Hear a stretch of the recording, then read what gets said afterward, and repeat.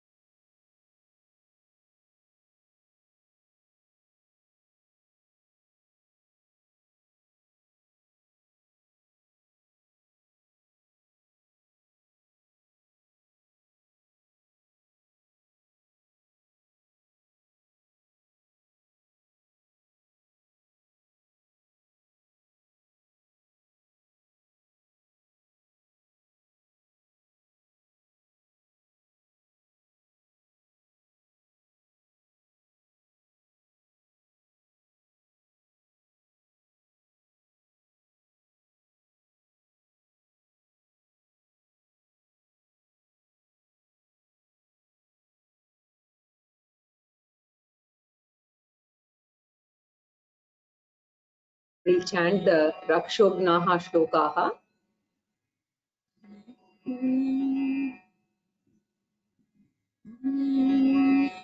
स्थाने हृषीकेश तव प्रकीर्त्या जगत्प्रहृष्यत्यनुरज्यते च रक्षांसि भीतानि दिशो द्रवन्ति सर्वे नमस्यन्ति च सिद्धसङ्गाः कस्माच्च तेन न मेरन्महात्मन् गरीयसे ब्रह्मणोऽप्यादिकर्त्रे अनन्तदेवेश जगन्निवास त्वमक्षरं सदसत्तत्परं यत् त्वमादिदेवः पुरुषः पुराणः त्वमस्य विश्वस्य परं निधानम् वेत्तासि वेद्यं च परं च धाम त्वया ततं विश्वमनन्तरूप वायुर्यमोऽग्निर्वरुणः शशाङ्कः प्रजापतिस्त्वं प्रपितामहश्च नमो नमस्तेऽस्तु सहस्रकृत्वः पुनश्च भूयोऽपि नमो नमस्ते नमः पुरस्तादतः पृष्ठतस्ते नमोऽस्तु ते सर्वत एव सर्व अनन्तवीर्यामितविक्रमस्त्वं सर्वं समाप्नोषि ततोऽसि सर्वः सखेति मत्वा प्रसभय्यदुक्तम् हे कृष्ण हे यादव हे सखेति अजानता महिमानं तवेदं मया प्रमादात् प्रणयेन वापि यच्चावहासार्थमसत्कृतोऽसि विहारशय्यासनभोजनेषु एको तवाप्यच्युत तत्समक्षम् तत्क्षामये त्वामहमप्रमेयम् पितासि लोकस्य चराचरस्य त्वमस्य पूज्यश्च गुरुर्गरीयान् न त्वत्समोऽस्त्यभ्यधिकः कुतोऽन्यः लोकत्रयेऽप्यप्रतिमप्रभाव तस्मात् प्रणम्य प्रणिधाय कायं प्रसादये त्वामहमीश मीड्यम् पितेव पुत्रस्य सखेव सख्युः प्रियः प्रियायार्हसि देव सोढुम्।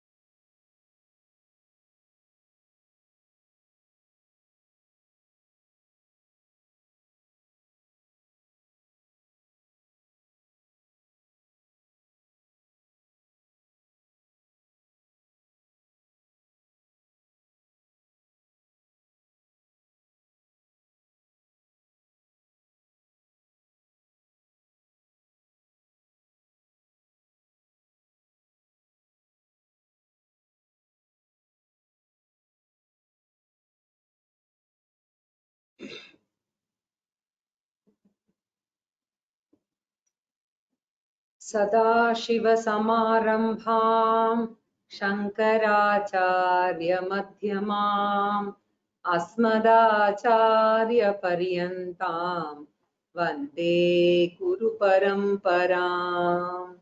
Om.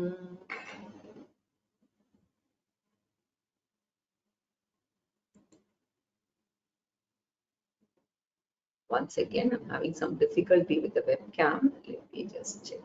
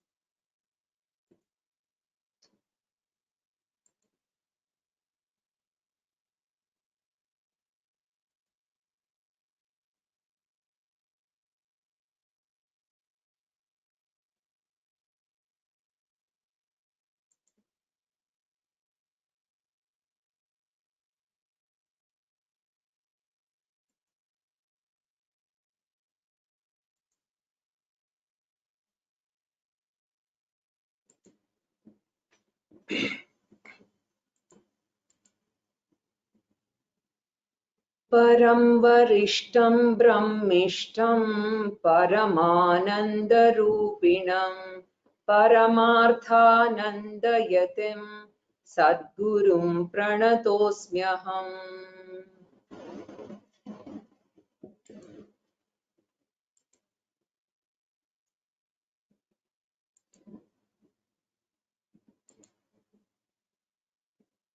Arjuna points out that Krishna, now only I understand why great bhaktas surrenders to you, right? He actually points this out in the last class, the verses that we saw, okay? But while experiencing the Vishwarupa Ishvara, Arjuna actually saw the beautiful side of the Lord in the form of the wonderful aspects of creation, and later on he also saw the terrible aspects of the Lord. As a karma phala data, the Lord alone is responsible for all the sufferings of the world, and also even in in death sometimes there is mass, right, scale destruction also happening, and Lord alone is responsible as karma phala data. We should not forget that. So not because Lord wants to do that, but the law of karma requires that he administers those in accordance with the punyam and the papam, right? Because the world is a mixture of punyam and papam, both respects will be there, and therefore Arjuna is overwhelmed by fear. And if you remember, he asked this question to the Lord, "Oh Lord, exactly what is your nature?" Right? And I've heard that you are a very compassionate one, but looking at your mouth and the way the people are rushing in and the way you seem to relish, right, swallowing them, etc., I am confused. What is really your nature? So when Arjuna asked the question, Lord Krishna gave the answer from verses 31 to 34, and we saw Bhagavan pointing out that I am Srishtikarta, Sthitikarta, as well as Layakarta, right? And I am the giver of the result of the Punya, Papa, Karma, right? So the very purpose of my avatara is that, right? So this is such an occasion. The avatara is such an occasion where I can remove the adharmic people from the world.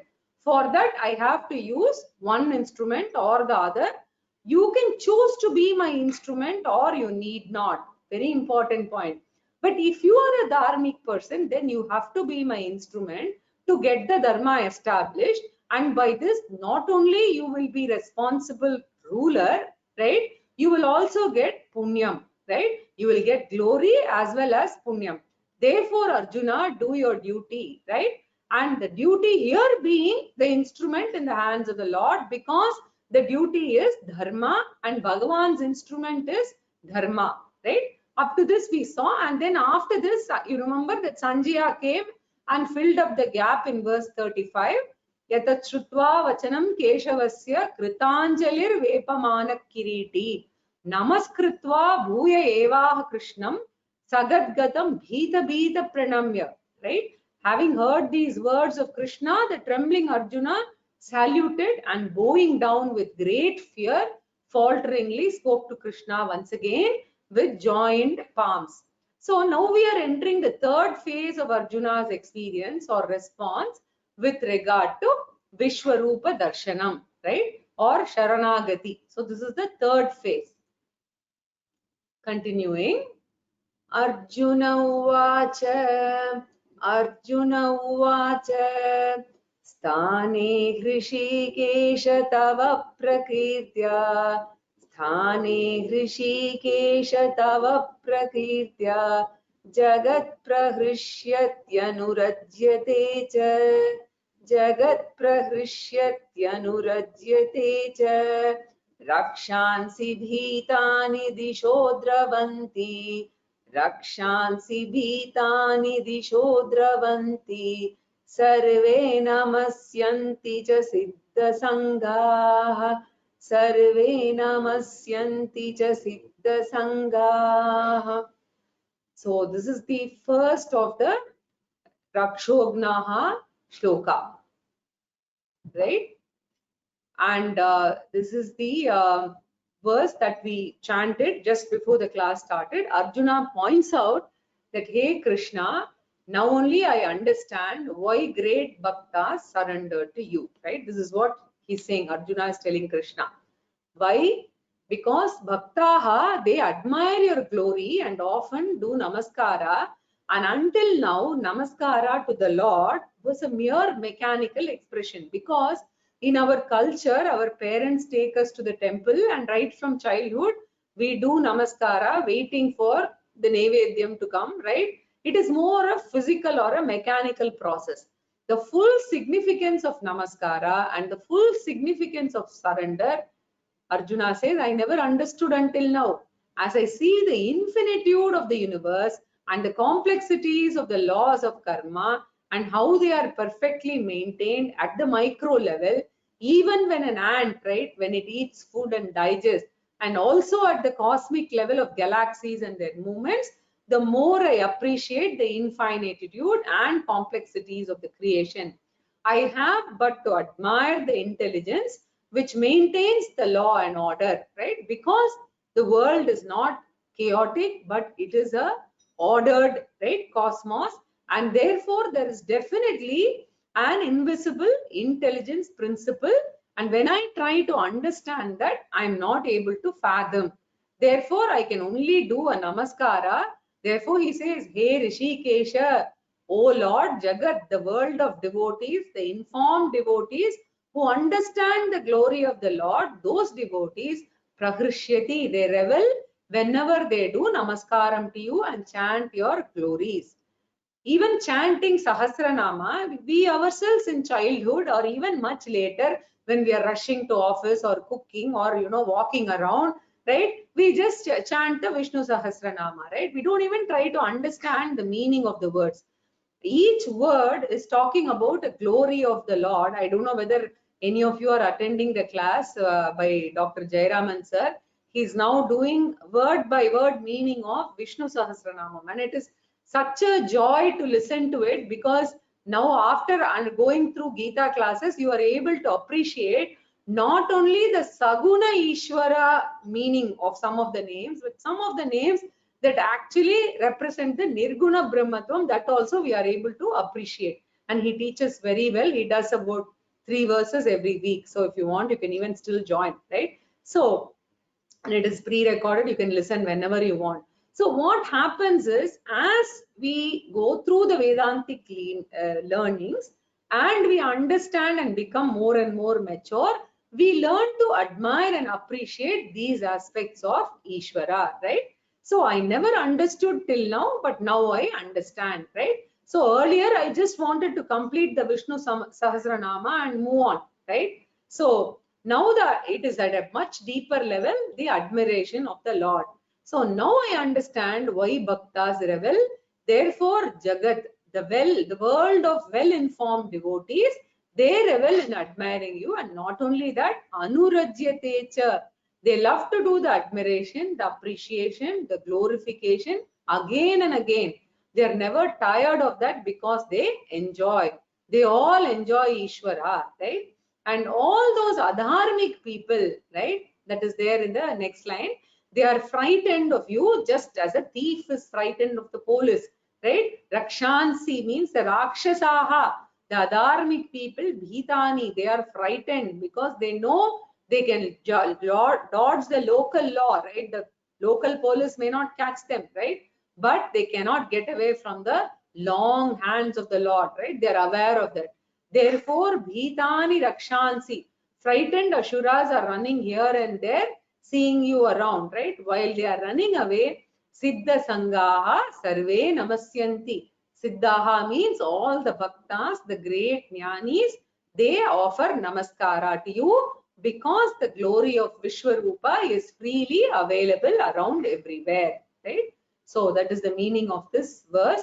And as I said, this is a very useful shloka where people chant, even the normal people, I'm not talking about the Vedantic people, even children and others chant in order to ward off evil forces, right? The entire set of shlokas that we chanted before the class started. Continuing.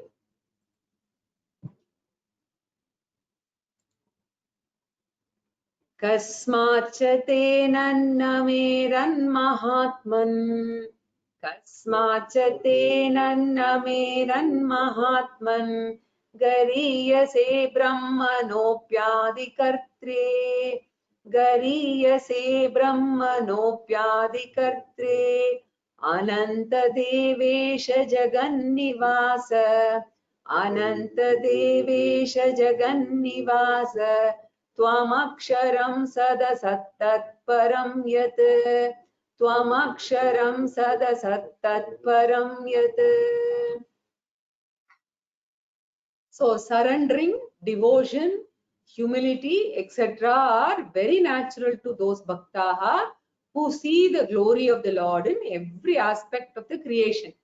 The more I learn, the more humble I become. Bhartrhari says in a particular verse, okay, Yada kinchidnyoham dvipa iva madandas sambhavam tada sarvagnyo asmit yamabhava daliptam mama manaha. Yada kinchid budajana sakashat avagatam sada murko asmiti jvara iva madam me vyapagataha. When I become a little knowledgeable, I become arrogant like an elephant. Dvipaha means gajaha, elephant, in heat. But when I move with intelligent people, I realize what a fool I was. And my arrogance starts coming down, like a fever which is treated. Yada kinchit yogam, when I had learnt a few little things here and there, 2 shlokas of Gita and 1 shloka of Guru Stotram, some 4 or 5 I studied here and there. How did I think? Gajaiva madantas tama bhavam, like an elephant. I was very, very proud and egoistic. Tada sarvagnaha asmit yama bhavada liptam mama manaha. I was arrogant, thinking that I am omniscient. Dayananda Swamiji says that the very spelling of omniscient, people are not able to spell, right? But they consider themselves as omniscient, right? Now, I thought that I knew everything, and when I met a few great Mahatmas and Jnani, I started learning a few things from them, right? And then I realized, right, what is the problem? And those Mahatmas, when they knew so much, were humble. Yada kinchit kinchit budajana sakashat avagatam. Now I know definitely what sada murko smiti, right? I know how much I did not know, right? So Arjuna, therefore here Arjuna asks, it is very, very natural for the informed bhakta to do namaskara to you, right? Kasmacha tena nameran. Why will they not do namaskara to you? Certainly they will do namaskara to you. Hey Mahatman, O Vishwarupa Ishvara, how great you are. Brahmano api gariyase. You are superior even to Brahma, right? Brahma himself is supposed to be omniscient. His forehead represents the 4 Vedas and scriptures. And compared to Brahma, who is still greater because you are the guru of even Brahma, right? Because it is said in Shvetashvatara Upanishad, Yo Brahmanam Vidadhati Purvam, Yo Vai Vedansha Prahinoti Tasmai, Tamha Devatma Buddhi Prakasham, Mumukshurvai Sharanamaham Prapatye. Yo Brahmanam Vidadati Purvam, Yo Vai Vedancha Prahinoti Tasmai. Ishvara alone creates Brahma, educates Brahma, and gives the skill of creation. And thereafter, with the backup of the Lord, Brahmaji does the creation. That itself is so wonderful, right? That Brahma's guru and creator you are. Therefore, Adi Kartre, if Brahma is Hiranyagarbha, right?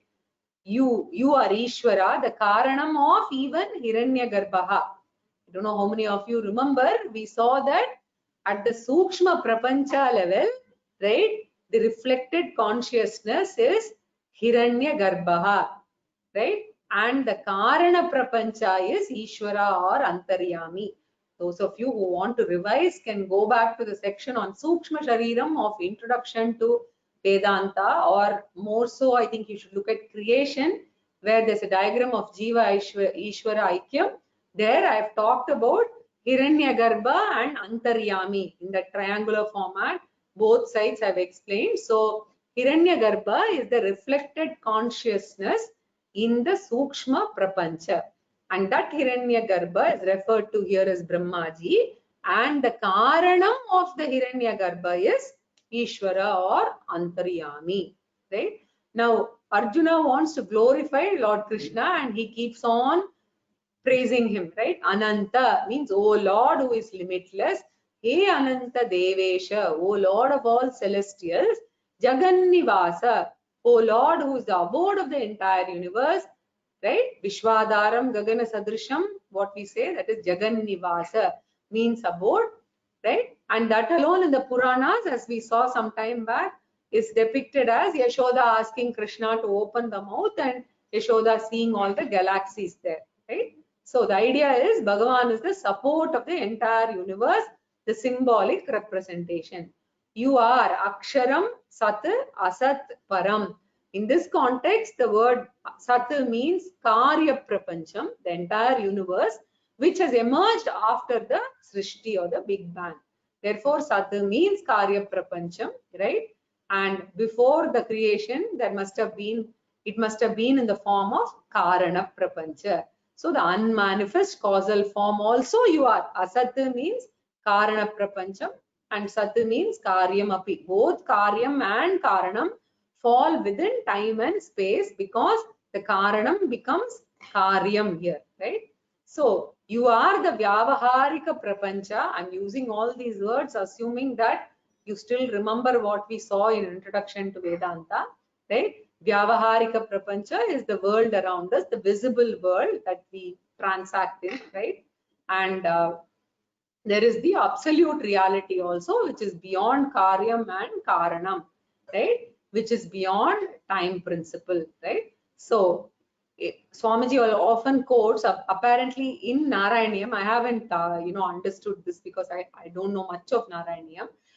There is a verse where it goes this way: Sandra Nandava Bodhatmakam, right? Kala Deshavadibhyam Nirmuktam. Sandra Nandava Bodhatmakama Nupapamitam. Kala Deshavadibhyam Nirmuktam. Kala Desha Avadibhyam.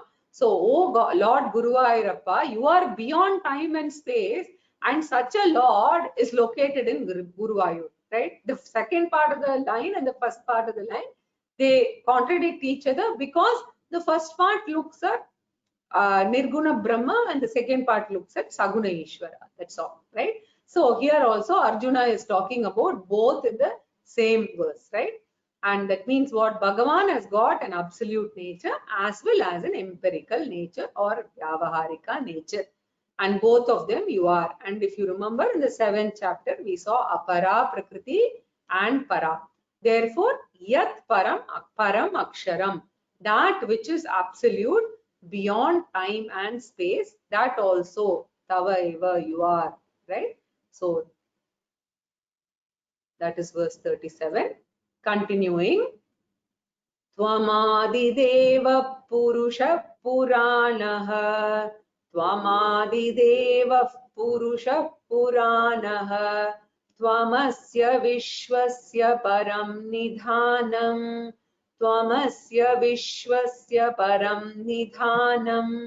Vettasi Vedyam cha Param cha Dhama.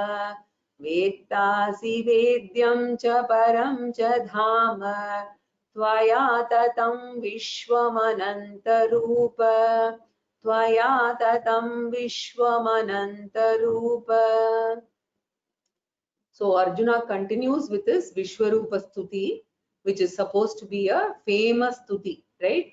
Just as in Bhagavatam, we've got several Stuti. All of these shlokas are very famous Stutis, right? So this is Vishwarupa Stuti also it is called, right? So it is very good for daily Parayanam, as I said, right? So, and as I said, the 36th verse was the Raksha mantra, right? And all of this together is the Vishwarupa Stuti, right? Here Arjuna says all, yeah, we saw the evil spirits being talked about in the 36th verse, right? So now here he is talking about Tvam Adi Deva Purushaha, right? He is glorifying. Arjuna is continuing with the glorification here. Puranaha and Adi Devaha means the primal God from whom everything has originated. Purusha, the word Purusha here, right? One meaning is Purayati iti Purushaha. That is derived from the root Pur. Pur means to fill up, which means what? All pervading, right? That is one meaning, Paramatma. The second meaning is the body itself. Puram means the Shariram, means the indweller. So here what it means is you are the indweller of the body in the form of Jivatma. As Paramatma, you are outside. As Jivatma, you are inside. Antar Bahishcha Tat Sarvam Vyapya Narayana Stitaha. This one word Purushaha here means one who is outside and inside, right? Puranaha means you're the most ancient one, but ever fresh, right? Never aging, never becoming absolutely obsolete, exactly like our Puranas, like Ramayana, Mahabharatam. Again and again, we see them as TV serials, but it still remains fresh. Tavam asya vishwasya param nidanam. You are the ultimate support of the entire universe. Param nidanam means ultimate support. Tesham, time and space are supposed to be the support of everything, but Bhagavan is the support of even time and space. Therefore, the ultimate support in the form of Chaitanya Tattvam, right? Vetasi Vedyam cha Param cha Dhamma. So you are in the form, the Veta, the knower as well as the known. Vedyam is the object known, right? And you are beyond both also, supporting both, right? So if you want to understand through an example, imagine a person goes to sleep, okay? And as a waker individual, he lies down on the bed. And then with his mind and the vasanas, he creates what? A dream universe. So he goes to bed as a single person. He goes alone and then he projects a world. The world consisting of the experiencer of the dream and the dream world which is being experienced. So Veta means the experiencer. Right?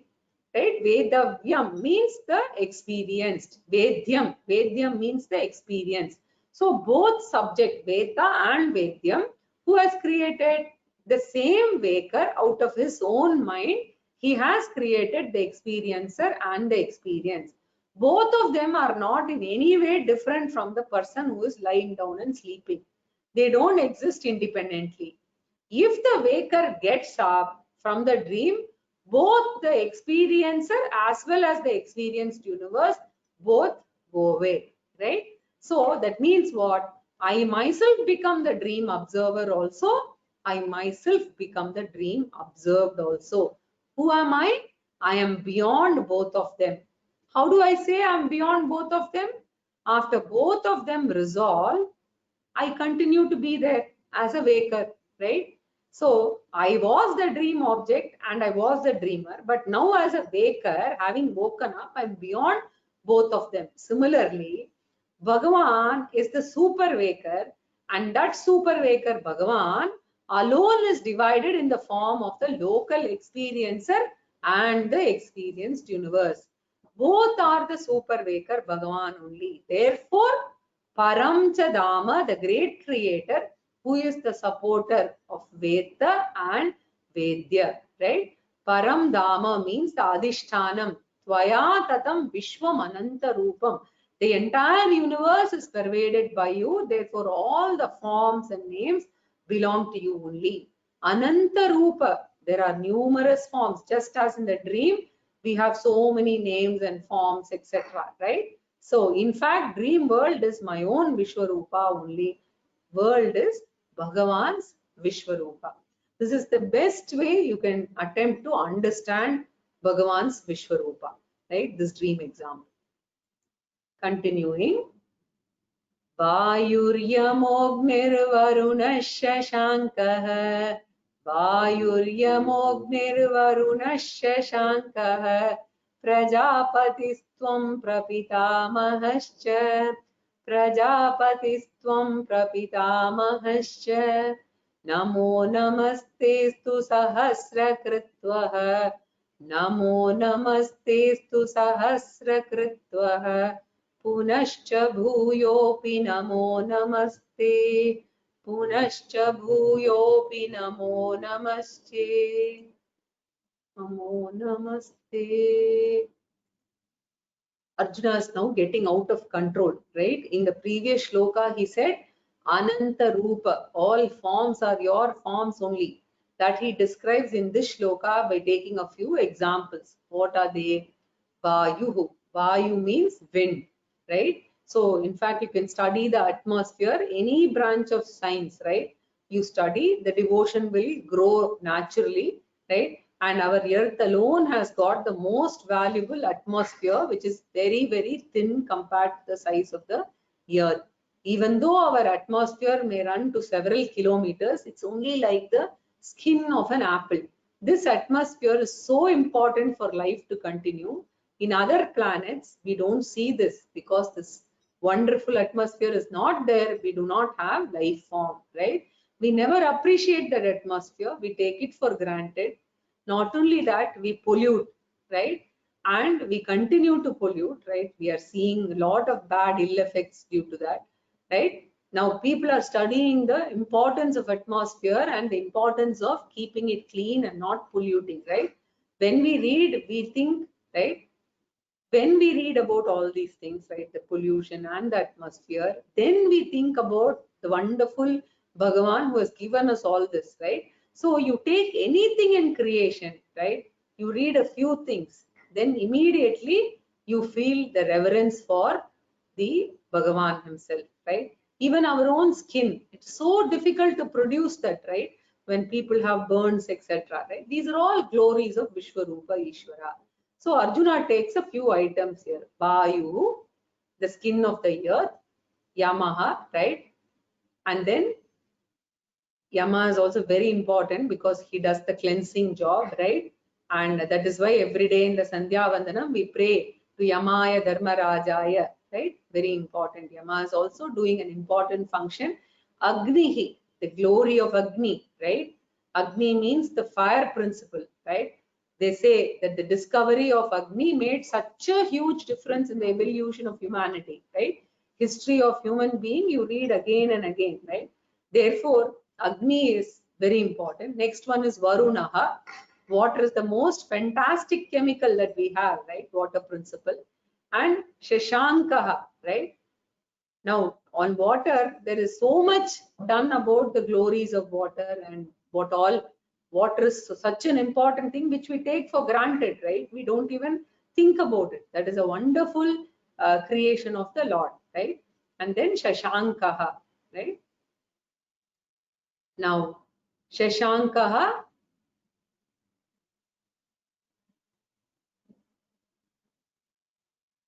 means what? Shashankaha means the moon, right? Then Prajapatihi, right? Prajapatihi means the creator, right? Prapitamahasya, and the creator of the creator, the ultimate creator.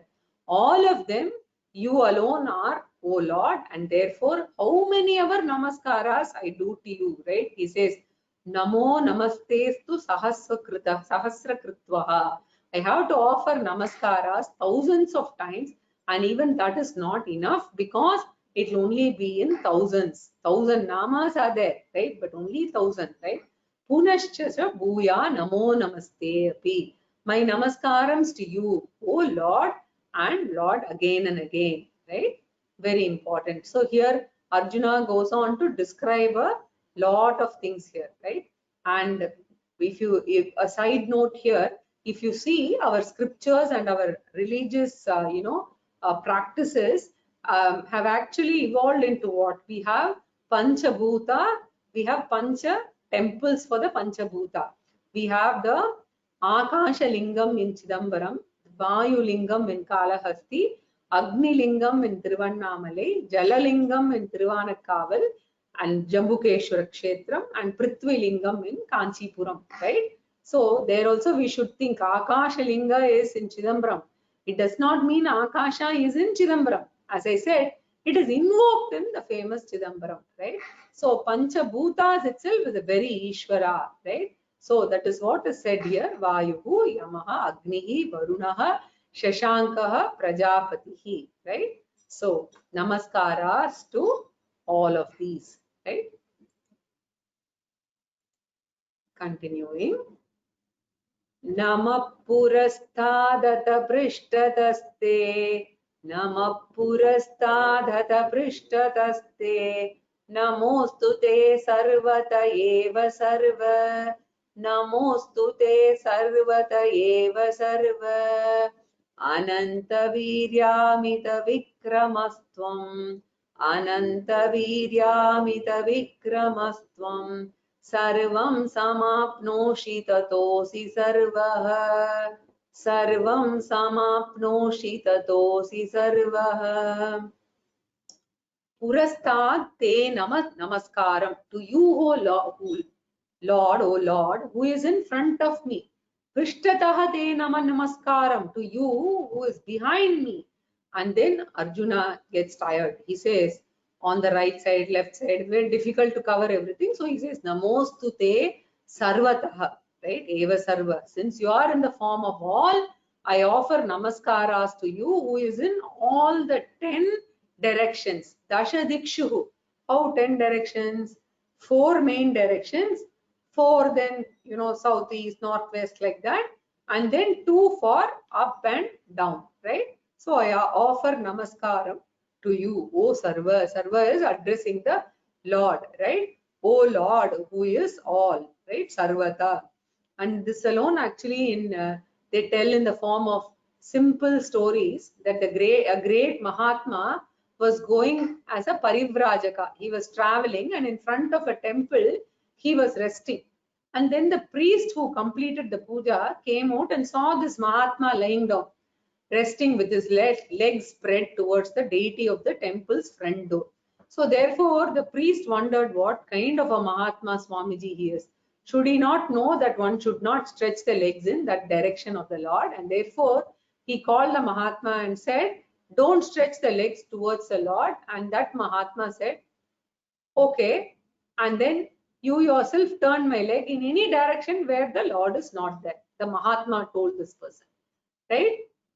So we are talking about a great Mahatma here, right? We should not do all this Vidandavada, right?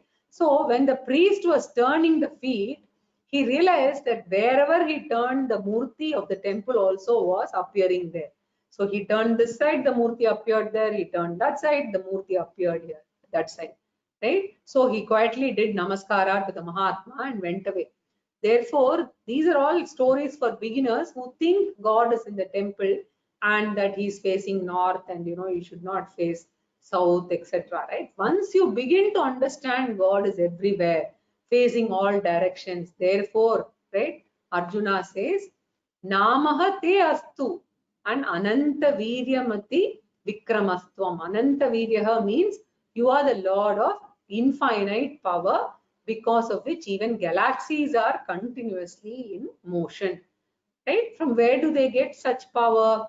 You are the one who supplies this kind of power, right? Surya Bhagavan has been illumining the whole area for millennia, right? Just calculate the kind of power, right? And this is only an ordinary star, and there are many such stars, like, and many such galaxies, right?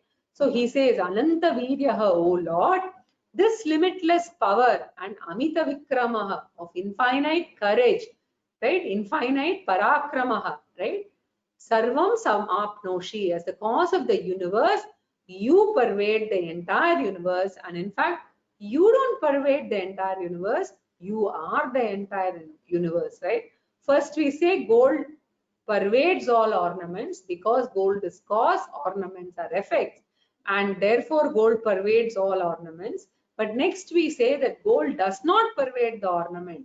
There are no ornaments other than gold itself, right? Similarly, we say Bhagavan pervades the creation, that is one level.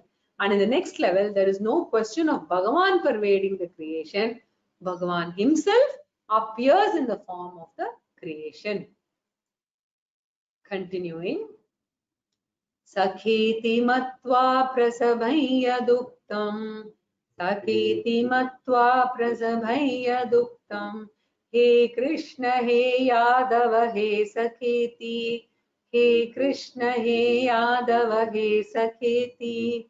Ajanata mahimanam tavedam. Ajanata mahimanam tavedam. Maya pramadat pranayena vapi. Maya pramadat pranayena vapi. So suddenly at this juncture, Arjuna's mind goes through a flashback, just like in TV, etc. Right? So the whole movie will be a flashback, and at the end, the person will get up. Similarly, here also Arjuna thinks of his behavior towards Lord Krishna when he did not know Lord Krishna as Vishwarupa Ishvara, and he had taken him as a person and as his own friend. They have moved together for so long, and at the time he has treated him in a very, very ordinary manner, right? Addressing him in singular, right? So, tum, vada, poda, etc. Right? Yaduktam, whatever I wanted, addressing him in singular. He has treated him without any respect, and now Arjuna is remembering all those events, right? Some of the events he recollects and he is regretting this behavior, and he feels extremely guilty, right? So even though Arjuna did not willfully behave like that, and Lord Krishna also did not mistake him, but Arjuna feels the guilt and he is seeking apology here. Therefore he says, Saka iti matva, treating you as an ordinary human being and a friend of mine, prasabam, I have rudely, disrespectfully, impolitely addressed you, right? So when we are addressing a great person, there is a protocol, right? Honorable minister, your honor, etc. So here he should have said, hey Bhagavan, right? But I did not use all those words. I rudely addressed you. Prasabam means impolitely. Yaduktam, I addressed you as hey Krishna, right? Instead of Bhagavan, right? I say hey is like day, right? Hey Krishna, hey Yadava, hey Saka, iti maya uktam, right? All because of what? Tava idam Vishwarupam Mahimanam Ajanata. Without knowing your Vishwarupa glory, I did that. Pramadat, inadvertently. Also, I have expressed these things without thinking, right? Who you are, etc. Right? So, therefore, inadvertently, I would have used certain loose words or pranayena vapi, all because of our love for each other or affection. So, love is pranayaha, affection, right? I've never followed those rules for all of them. I seek apology from you, right? And that apology is coming in the next shloka, right? Yacchavaha sartama satkritosi. Yacchavaha sartama satkritosi. Vihara shayyasana bhojaneshu. Vihara shayyasana bhojaneshu. Eko tavapyachyuta tat samaksham. एकोतवाप्यच्युत तत्समक्षं तच्छामये त्वामहमप्रमेयम् तच्छामये त्वामहमप्रमेयम्. Now again, during several outings together, for the sake of fun, they might have had their own, fun party, get together, etc. Right? I might have behaved badly during that time, and you have to forgive me. Avahasartam. Avahasaha means parihasaha or fun. Asatkritosi. You have been disrespected by me, mocked by me, made fun of by me. Right? Vihara, when we were playing together, and when we were lying together, shaya, reclining, resting together, or asana, when we were seated together, or bhojaneshu, when we were eating together. I could have done all kinds of things which are disrespectful, and sometimes it may be in private when others are not there, right?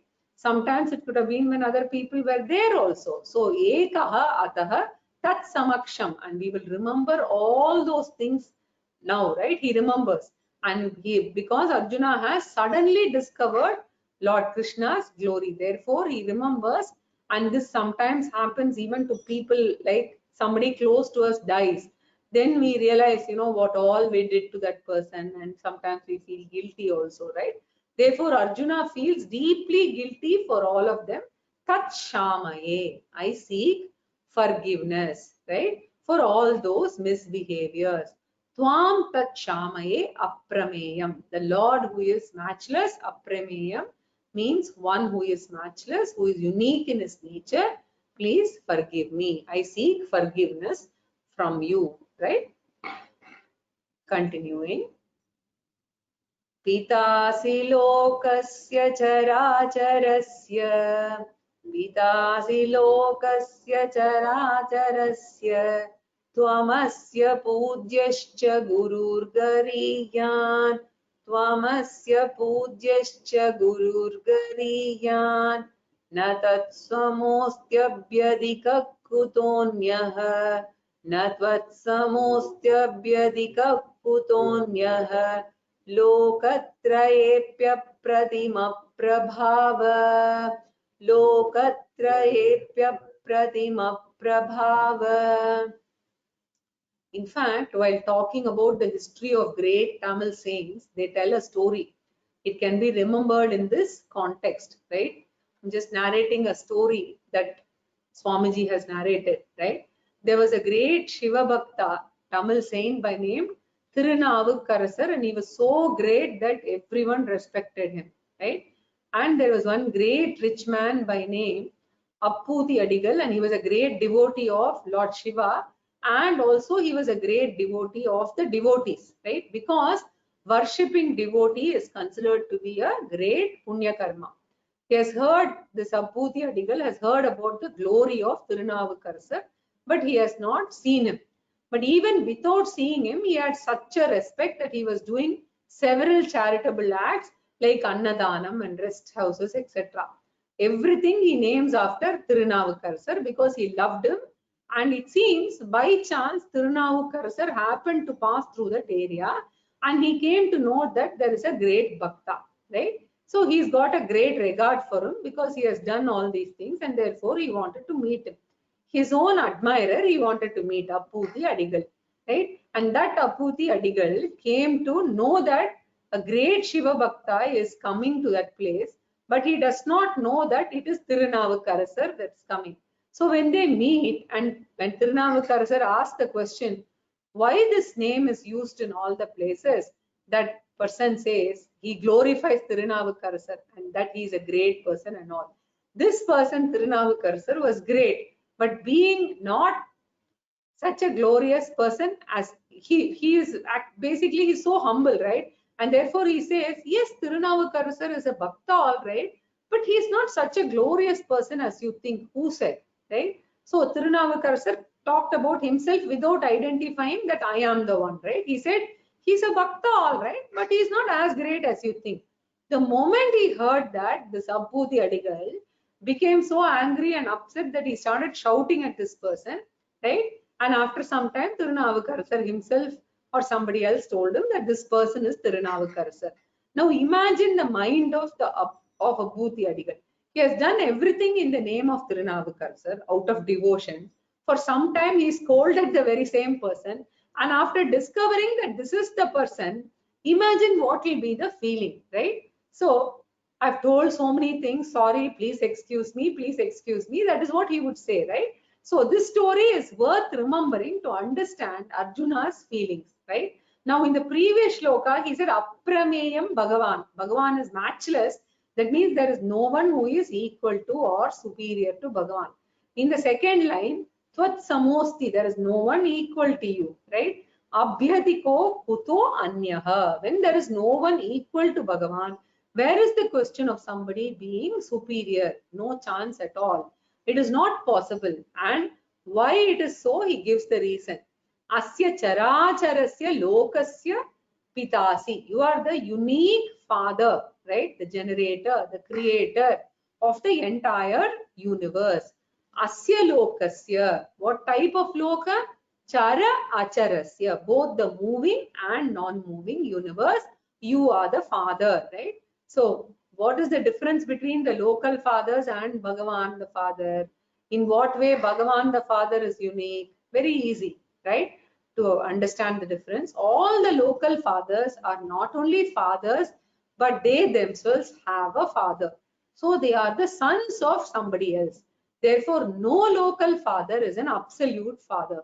Every father is father with respect to their children, but they themselves are children with respect to their fathers. But Bhagavan is a unique father who is a fatherless father. Therefore, you are matchless. There is no one who is an absolute father like you. So similarly, Bhagavan is the guru of the entire creation because Bhagavan alone has created the scriptures, and then Bhagavan created Brahma and gave the knowledge to Brahma. Brahma is the first disciple of Bhagavan. Then Brahma taught to other people. Thus we have got so many gurus in the world, including Brahma. And then there are lots of local gurus also. So what is the difference between all these gurus and Adi Guru the Bhagavan? The same difference. Adi Guru the Bhagavan is a guru-less guru, right? So even Shankaracharya is not absolute guru. He also is a Shishya of another guru. Vyasa is not, Vasishta is not. Even Brahma is not absolute guru, right? Therefore he says, Tvamasya Jagataha Pujya Guruhu. You are the honored, respected guru, right? Of this entire creation. Gariyan, who is superior to all the other gurus. Gariyan Guru means greater than all the other gurus because you are the Adi Guru, right? And Bhagavan gets knowledge from where? He does not get knowledge from anywhere. He is an omniscient person. Therefore, Gariyan Guru Asi. Therefore, there is no match for you at all, right? That's why they call this, in Kumbakonam, they have a god, Opiliyappan, right? That means there is no one equal to you. It's got nothing to do with salt, okay? Opiliyappan is there is nobody who can match or equal you, right? So Aprameyam, the same idea is repeated here, right? Apratima Prabhavaha means the matchless glory. Apratima means matchless and Prabhava glory in the three lokas. Therefore, what should Bhagavan do? He is going to make that request also, Arjuna, in the next shloka. Tasmat pranamya pranidhaya kayam. Tasmat pranamya pranidhaya kayam. Prasadaye tvamahamisha midyam. Prasadaye tvamahamisha midyam. Piteva putrasya sakheva sakyuh. Piteva putrasya sakheva sakyuh. Priyah priyayarhasi deva sodum. Priyah priyayarhasi deva sodum. So Arjuna feels that there is disrespect that he had shown to Krishna before, right, as he did to a friend, right? That disrespect itself is a type of ninda, and Ishvara ninda is considered to be Mahapapam. So in our tradition, we have to do Ishvara stuti, right? Even if we don't accept God, we can keep quiet, but never do Ishvara Ninda. All the Asuras in the Puranas, they do Ishvara Ninda, and therefore they go through sufferings, right? Whether it is Hiranyakashipu or Hiranyaksha or Shishupala, right? All of them are called Rakshasas. The primary criterion to be a Rakshasa is they do Ishvara Ninda. And Hiranyakashipu said, you should never say Om Namo Narayana. He told Prahlada that he's so arrogant. And he said, all the people should chant my name. So Arjuna here feels that disrespect is a form of Ninda, and for that he will incur sin. Therefore, as a Prayachittam, he is offering Namaskara to Bhagavan, and he says, you should forgive me and wipe out this papam that might have occurred to me. Of course, Arjuna has not done deliberate Ishvara Ninda, right? Ninda means what? Insult. So he feels that and seeks forgiveness. Therefore, he says, Tasmat, for all the Ninda that I did to you, Pranamya, I offer a special Prayachitta Namaskara and Kayam Pranidaya, right? Since it is a Prayachitta Namaskara, I don't want to do a shortcut, right? Therefore, I don't want to, sort of get into a shortcut Namaskara. I want to do at least a proper Namaskara, that is a Sashtanga Namaskara. Kayam Pranidaya, dropping my body on the earth in front of you. Kayam means Shariram, Pranidaya means dropping on the ground at your feet. Prasadaye, I would like to propitiate you, thinking that you are angered by my behavior, even though Bhagavan is actually not asking. Arjuna says that, right? Isham Idyam, who is the most adorable Lord, right? Isham means Lord, Idyam means most, means adorable. So Arjuna gives 3 examples where forgiveness is supposed to be unconditional, right? So sometimes forgiveness is very difficult. So people often say, right, I can never forgive such and such a person. They will be angry, right? When we even say that you try and forgive, right? They say, I can never forgive him throughout this life and the next Janma also. But unconditional forgiveness is to be given by these 3 examples. Who are they? Very useful note. Pita iva putrasya. Parents have to unconditionally forgive their children, whatever be their omissions and commissions, right? So according to Bhagavad Gita. Therefore he says, Pita putrasya eva. Pita and Putra represent Mata and Putriya also, okay? So Mata, Putriya, Putra, Putri, everything is included, right? So parents must unconditionally forgive their children. That is example 1. Sakha iva sakyuhu.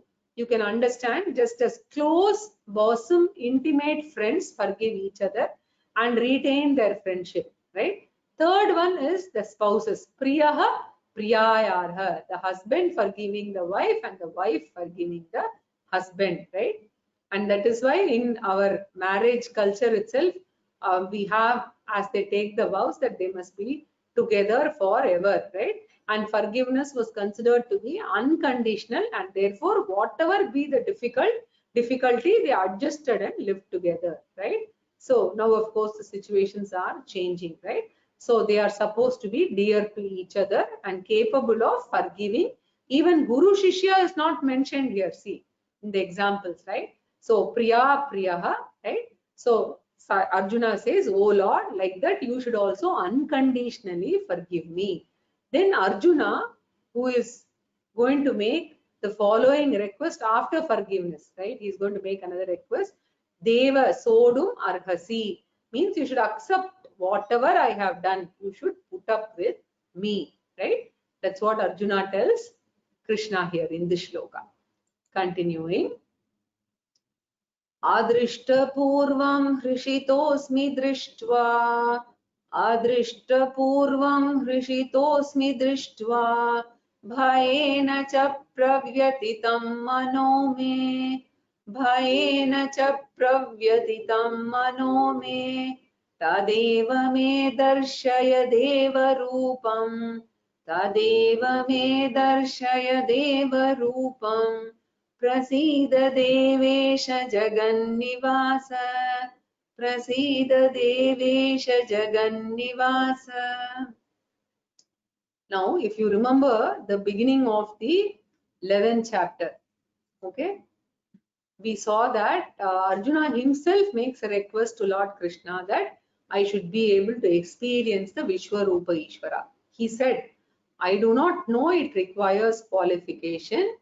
He says, I do know that I require qualifications, but, and I know that Divya Chakshu is required, but please provide me with that Divya Chakshu. Arjuna makes that request, right? If you remember, Mamakara, Ahankara dilution is required. Raga Dvesha dilution and Mamakara, Ahankara, right? But he said, oh Lord, I don't know whether I have those qualifications, but if I have also, or if I don't have also, you please have compassion towards me and may you give me Vishwarupa Darshanam.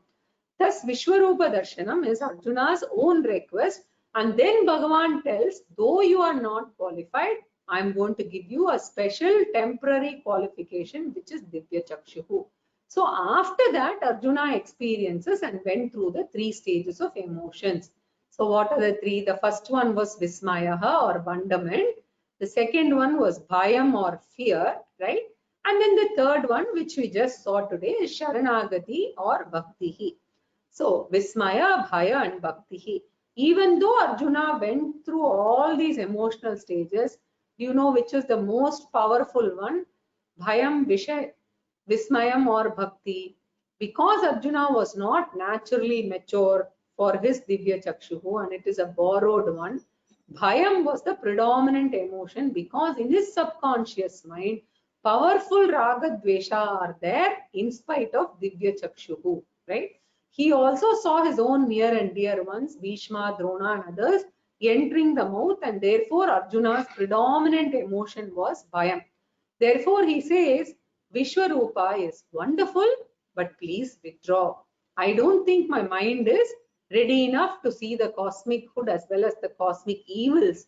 My mind is not able to withstand the totality, especially the negative part of the totality, because creation is one pair of opposites. Everything will have a corresponding opposite, right? Every single one. So if there are wonderful treatment, one person is getting treated, then there will be the opposite spectrum also, right? So there is compassion, there will be cruelty also. So if you have concentration camps, you will have another place where everything is fine, right? So now Arjuna says, Vishwarupa is wonderful, but not for me. Therefore, in the shloka, he says, may you cool down. I want my own good old Radha Krishna, my Gopi Krishna, to come back. That is what I want. So he says in this shloka, right, that please come back as your original Krishna self. We'll see this in the next class.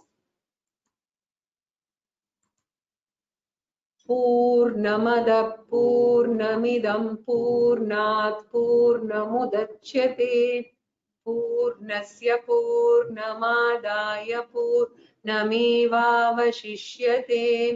ॐ शान्ति शान्ति शान्तिः. There are a few questions here. I saw them. I thought I'll take them now.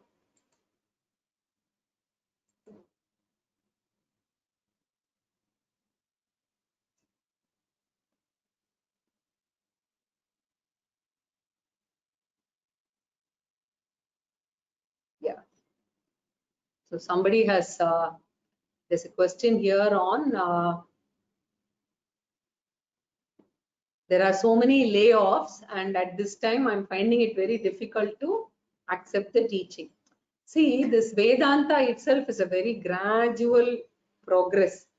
Only when you understand the totality, I don't know when you join the classes and the sessions, only when you go through Karma Yoga, Upasana Yoga and then understand Jnana Yoga, some of these start falling into place. And Vishwarupa Ishvara especially, that is, I think, would have answered your question, is learning to appreciate not only the good in the creation, but also accept the other end of the spectrum with equanimous mind, and preparing for that is the spiritual journey, right?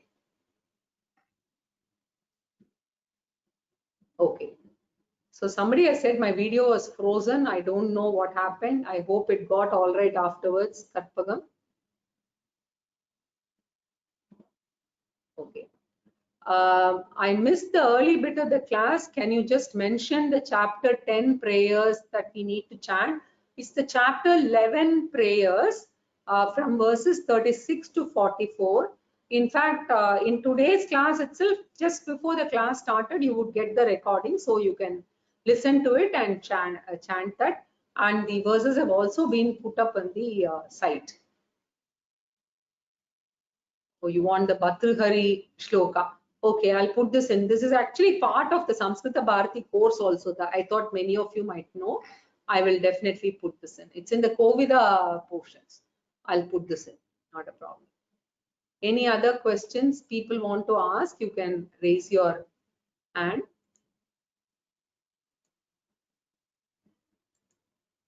Any attendees want to ask questions?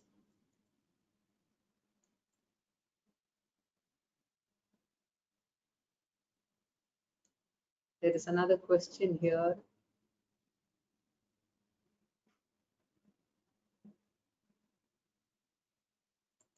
Today is my first class. Is there anything to do with respect to previous classes? Take your time, go through Introduction to Vedanta and start Gita methodically from chapter 1. But you can continue to attend the live classes because you can always go back and catch up. So it's better to go methodically. Okay.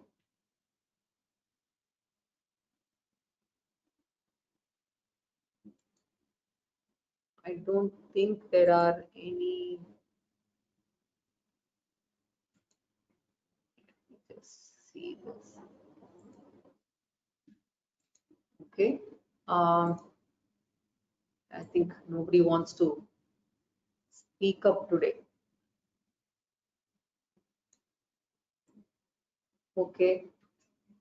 So let's see if I can complete the chapter in the next class, and if possible I will do a short summary, or if I need one more class we will do it. We won't rush through anyway. So next week we will meet at 8:20. Thank you. Hari Om.